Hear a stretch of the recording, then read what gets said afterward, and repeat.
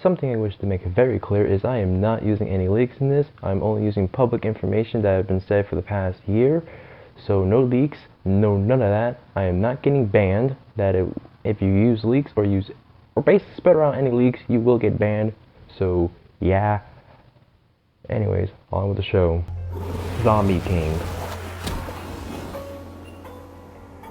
Now, not much is really known other than he's getting a redesign and that he'll basically have the ability, or in this sense a passive, where every time he kills a survivor, he can turn them into a zombie.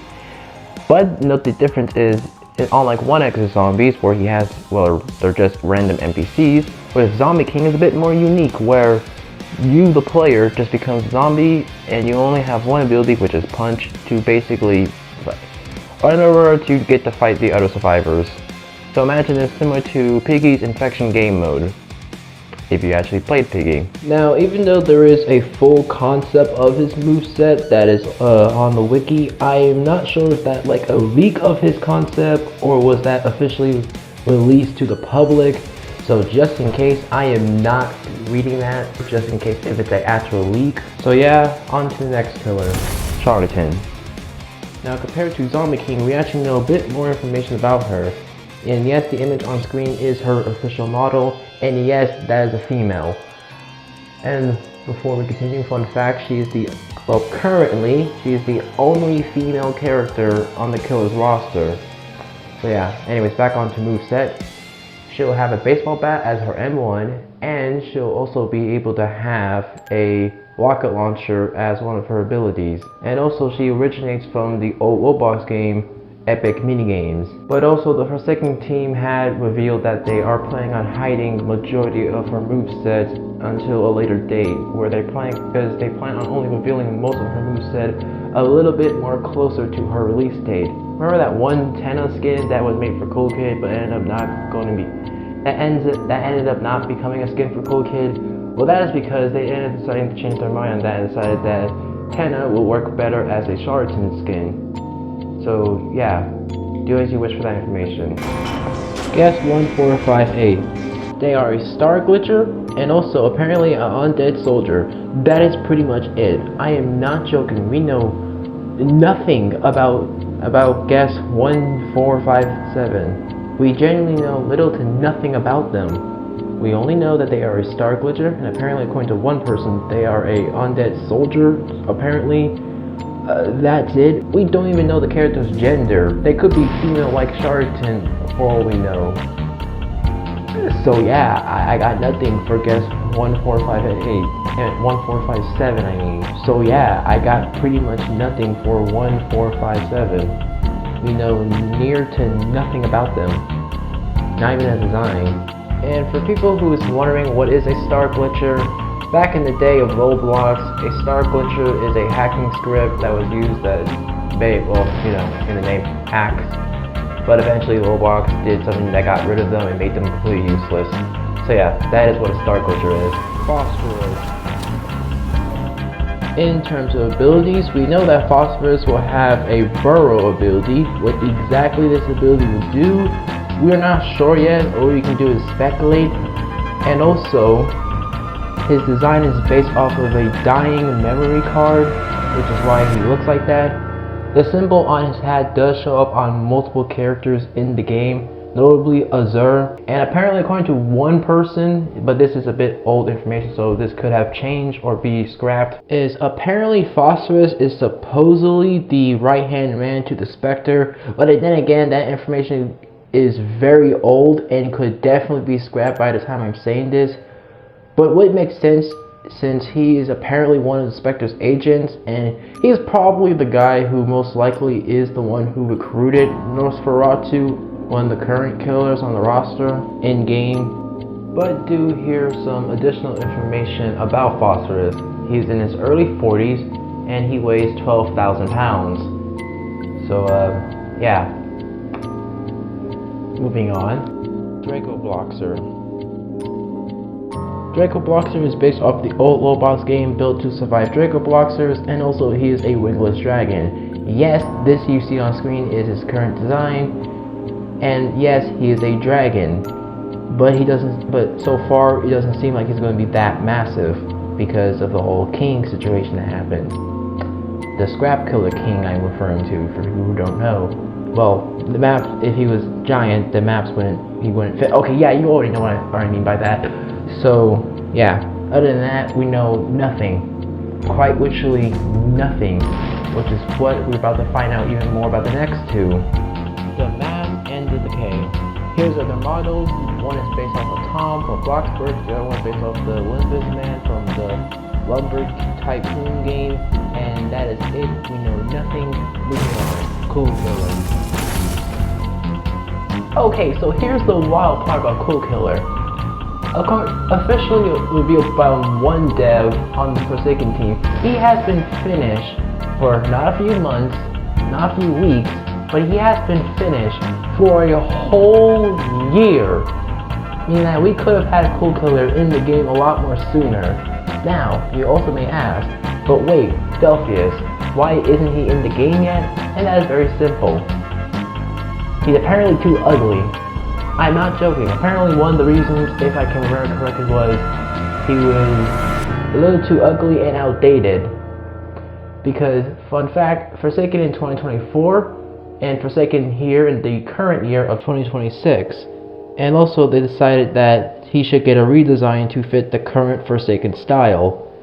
And also, probably to rework him, as in one of the animations that was revealed to him, he seemed to have a minion summon ability. And seeing how lately a lot of Forsaken fans did not like the whole minion summoning ability stuff, since Cool Kid can do it and 1x1x1x1 can do it, and a lot of Forsaken players are just tired of that and tired of dealing with it. So that is probably another reason why he isn't in the game, so they're probably reworking him. And also making sure he's properly balanced for current day Forsaken. So yeah. And also he'll have a chainsaw ability where he will use a chainsaw, nothing more, nothing less. And also one of the current killers in the game, Slasher, is a massive fan of him. So yeah, moving on. Slender Man. Now finally onto a character with a lot of information we do know of, in terms of lore, not gameplay. But we do know, but similar to Charlton, we do know a decent amount. And when I say decent amount, I meant very few. That was a horrible joke. Anyways, he'll have a passive where, just like in the game and where he originates from in his stories, he'll basically mess up your screen every time you look at him, and you'll just take damage, which will be one of his official passive. And also, we have one confirmed active ability where he'll be able to go invisible. In terms of moveset, that's pretty much all we got for now. He might get an ability with his tentacles, but we just have to wait and see. But now on to the interesting part about him, his lore. Story-wise, he was responsible for the area of 51 breach, and he was the one, or in other words, he was the one who broke out Slasher and Jeff the Killer. And also that is also officially canon that him, Slasher, and Jeff the Killer are all best friends. And also for people who is ever confused about this old model over here, that is his old model that is not going to be used anymore. And the one I showed you earlier is his current model. Anyways, since we spoke about Jeff the Killer, on to him next. Other than the information I already said in the previous part, that he's best friends with both Slenderman and Slasher, we know that Jeff the Killer will also have a crouch ability similar to Two Time. While doing this, his chase theme will not play. And also, he have a similar ability to Gashing Moon, where he'll lunge and basically body slam the person he hits. So yeah, now on to the next killer, the Altar. In terms of gameplay moveset, we know that he will take some of the ideas for the Scrap Killer Flowers moveset, but what exactly is it taking from the moveset, we don't know. Shape-shifting is definitely one of the idea it could be, because the Altar is the manifestation of morph magic. Well, actually it was an incident of morph magic from a guy or girl, we don't know, from Life in Paradise. And according to the lore, well, the unfinished lore, since there's still hadn't finalized it, it is trying to regain its old human form. So yeah, the bomber replacement and combat initiation replacement. Nothing. We know little to nothing. We know that the combat initiation replacement killer is going to be a different character from combat initiation. Which one? And for bomber, we don't know. We genuinely don't know. There could be a new OC character, or it could be a different character from Roblox Past based off bombs and stuff. So yeah, Stalker. Now for the Stalker, we do have a concept for their moveset, but it might be changed due to the fact that for a while the Stalker was a dev exclusive killer before being re-added to the roster. Interesting history about that I'm not explaining. But yeah, it could definitely be changed for, balancing Cataclysm. In terms of moveset, he'll be able to basically switch between modes and have settings for his abilities due to the fact that he is based off of the weather machine from natural disasters. And we also know that he will have a LMS with Stickmaster Luke due to the fact that in real life, Stickmaster Luke made the game and made the Cataclysm machine. And in the lore of Forsaken, Stickmaster Luke made Cataclysm. So, why Cataclysm doing all of this? Since he's not being made of hatred or anything, we don't know. So yeah. Experience failed to load. We know nothing, other than a scrap chase scene, and that he, appearance-wise, he seemed to be confused and might not know what he's actually doing. And that is it. We know nothing. He had a very complicated. We also know they have very complicated history and development. Yeah, moving on. And oh yeah, finally moving on to the last two. My bad. And the most interesting ones here: Doombringer and Eye Trap. Okay, so I decided to basically dedicate them both together as, this is the ending of the video, so let's not make it.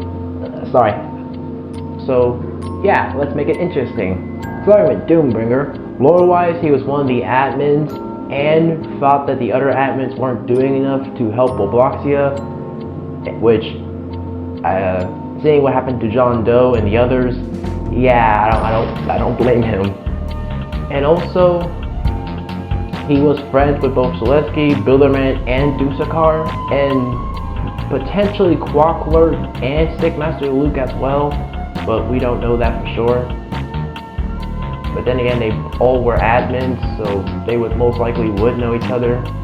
But anyways, to moveset, so far what was revealed was his moveset will be a form of freeze tag in a way where he'll be able to cage survivors, and if all of the survivors except for one is caged, he automatically wins the round.